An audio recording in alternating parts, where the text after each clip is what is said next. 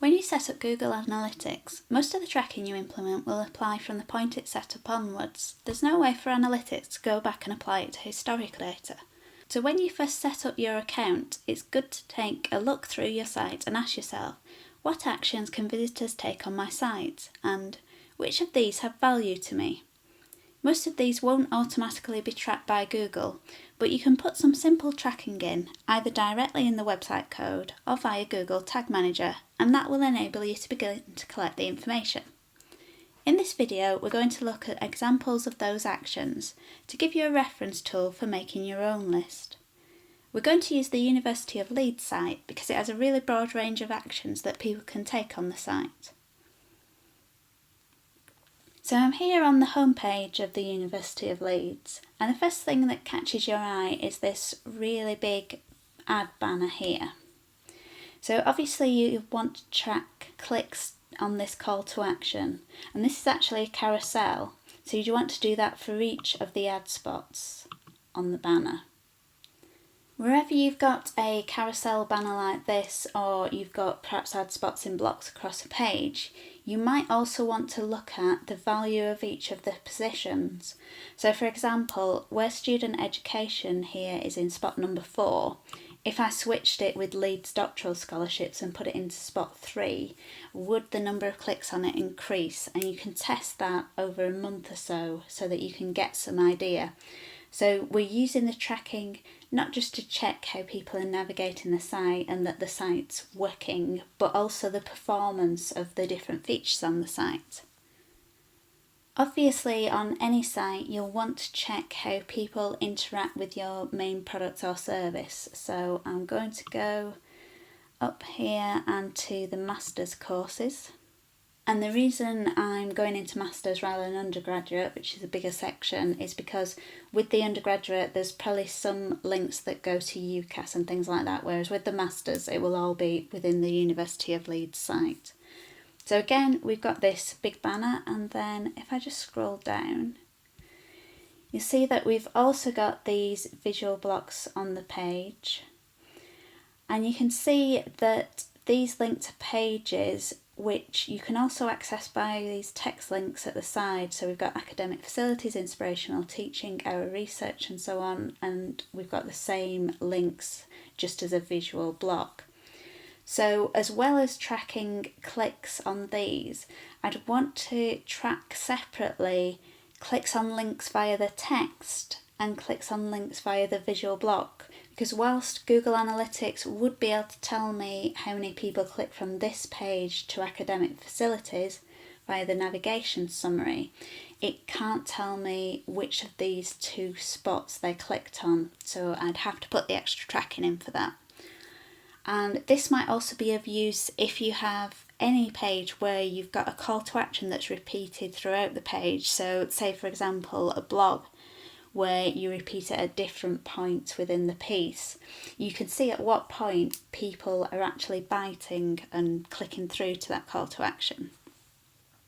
You'll also see that there's this brown block of links as well over to the left. So this is just something that's sat in the left-hand navigation menu, but these are really vital links, which is why they've been highlighted. A lot of sites will have some form of download that they want to track, and that might be a product spec or it might be a service brochure or something similar. So if I just click on this download prospectus link, and you'll see here that we've got two links. So we've got the 2019 undergraduate prospectus and the 2018 postgraduate guide, and then there's things like course brochures as well that you might want to track. So they're not going to be tracked automatically by Google. Any download, you need to put that function in yourself. Obviously, we also want to track people who are buying our products or services. So if I just go to the course search here, and I'm just going to put marketing in and select Masters again.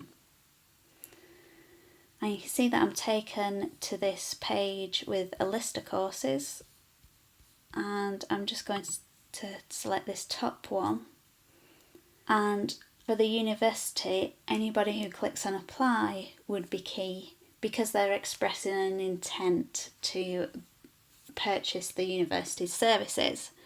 So you'll want to track any clicks to key pages, either product pages or offers pages or sign up pages for your service. If I click on this, I then get a registration page, which is just a gateway page, and then if I fill that in, I'd get to the actual application page. And another key thing that you'll want to track on your site is form submissions. So in this case, I'd be tracking both this sign-in form and then I'd be tracking the subsequent application form. And the way I've got to that application form there, if we just backtrack. So I did my course search, I got my list of courses, I got to an information page about the course, I clicked on apply and I completed the registration page and then I completed the application. There's a way to track that journey. So if you have a set of pages where it shows a customer process or a customer journey, you can track how far down people get. At any point in this sequence of pages, I could have got distracted, I could have given up and abandoned my journey.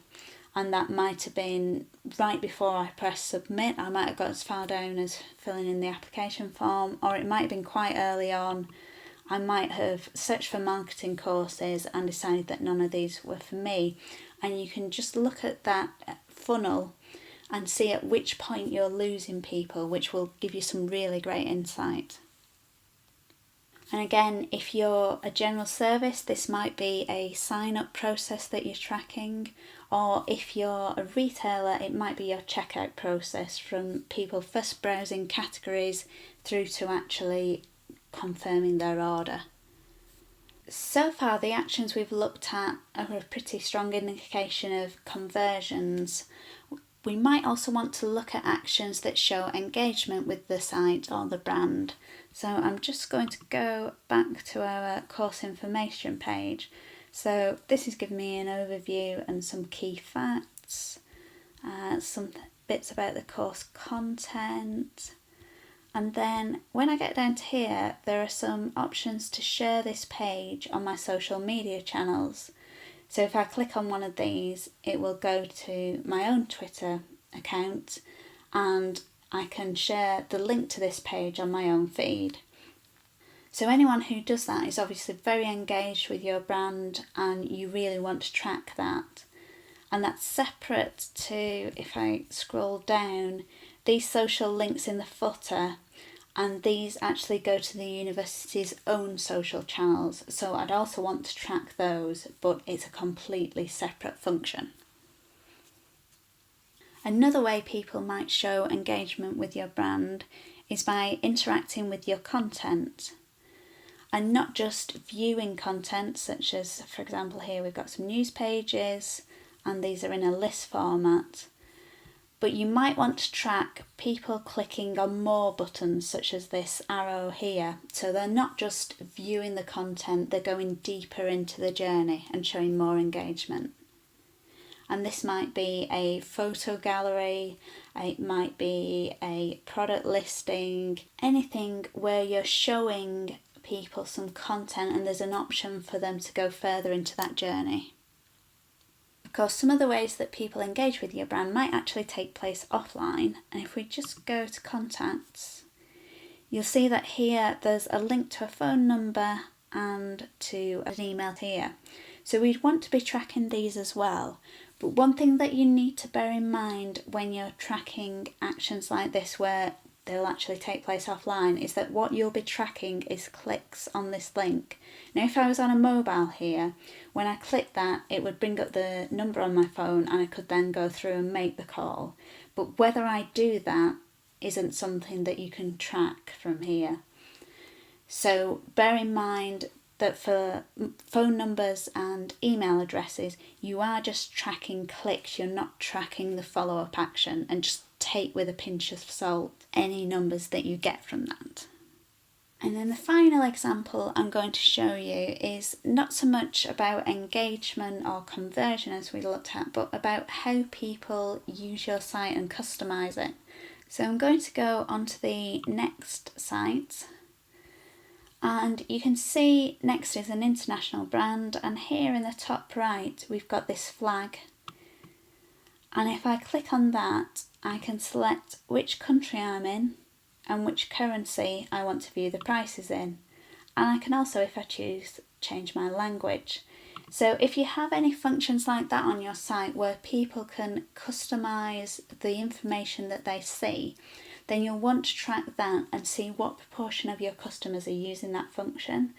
And also, if you're offering lots of different language functions and say your French version has got really great take-up but your Spanish version isn't doing so well, that can be an indication that you maybe need to promote your brand with your Spanish audience more.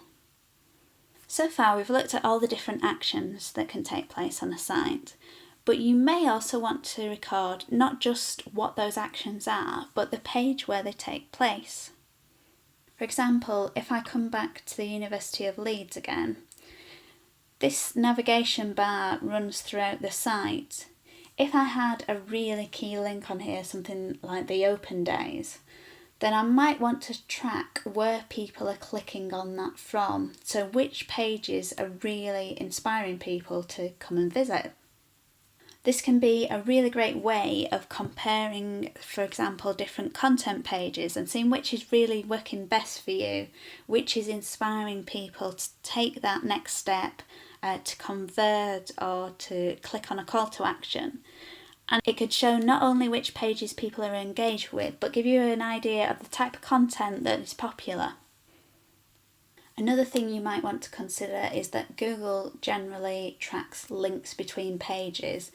If you have a button on a page that doesn't actually lead to anything else, it maybe just shows or hides some content, Google won't track that naturally. So again, you might want to put some tracking on that. So that's a range of actions that you might want to track to see how people are showing either intent to convert or engagement with your brand. And hopefully this has given you a good overview. If you're still uncertain, I'd suggest going through your site page by page if that's possible, and looking at what you can click on each page and then considering the value of that click to you. So is it something that might lead directly or indirectly to a conversion? Or is it something that will indicate how engaged with your brand a visitor is?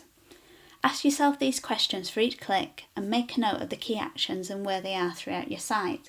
And then that will set you on the path to configuring Google Analytics to get the most out of it. Thanks for watching. I'll cover how to actually track all these actions in another video. If you have any questions about what to track, drop me a line in the comments.